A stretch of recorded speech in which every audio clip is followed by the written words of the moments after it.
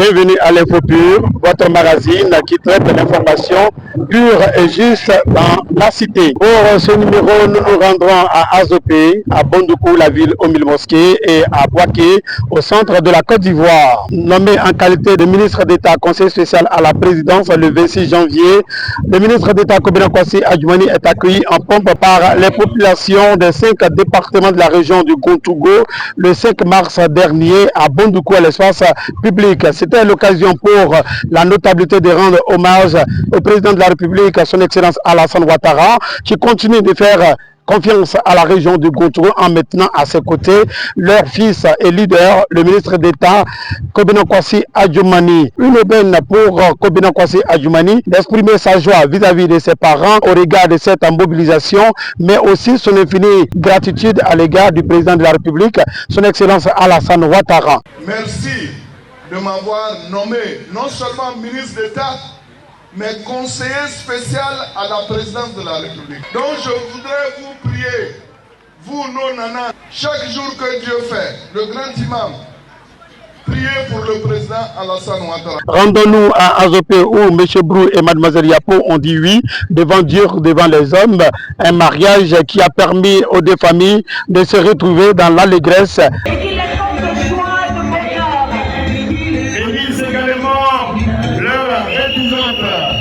Bénisse également leur profession. Bénisse, mesdames et messieurs, tous ceux qui sont en contact avec ce couple. Un mot en religion. Le jeune musulman prend fin le 20 mars dernier avec la célébration du Eid el-Fitr, la fête du Ramadan. Nos reporters étaient à la grande mosquée de Aouniansou Château où l'imam Konaté a prié non seulement pour la Côte d'Ivoire mais aussi pour le président de la République et l'ensemble des concitoyens. الله أكبر كلما أورق عود وأثمر وفي مثل هذا اليوم العظيم أخطأ وتجنب الصائمون في مثل هذا اليوم العظيم. En infrastructure, nous avec le bitume au grand bonheur des populations qui se prononcent au micro de nos reporters. Là, tu as député Leti. Il est le député de Tanda. On voit en sobre les goudrons en grain. Bon, il y a des boys. Il y a des personnes qui ont d'ombre quand bon,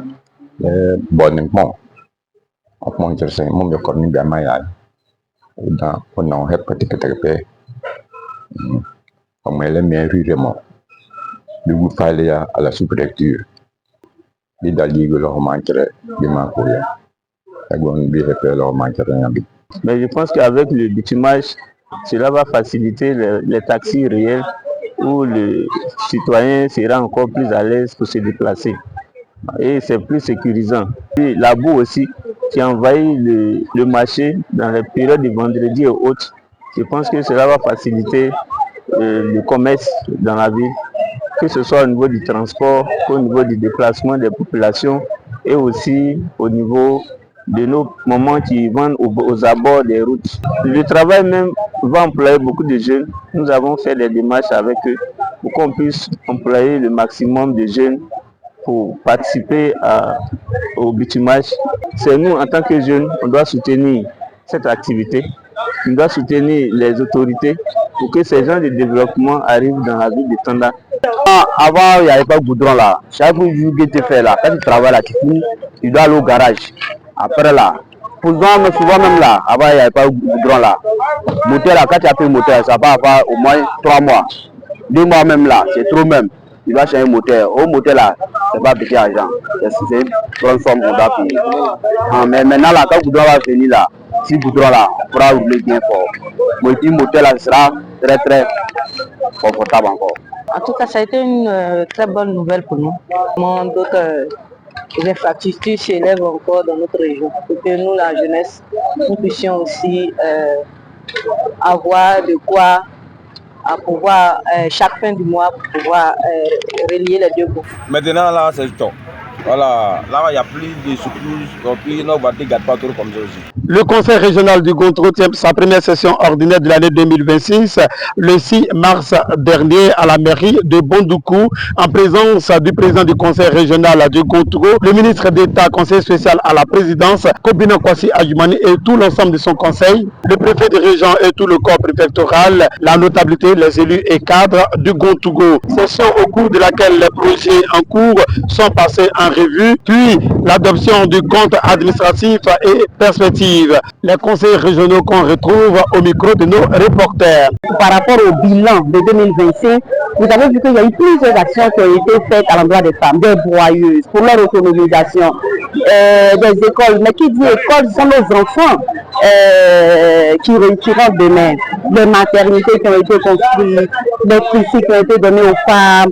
Vraiment, il faut dire que à la veille de la journée internationale des droits de la femme, le ministre d'État est un homme sur lequel on peut compter pour le développement des femmes de cette région, la région du Gontougo. On a passé en revue les projets qui ont été faits, donc le compte a été adopté à l'unanimité et ensuite on est passé aux perspectives.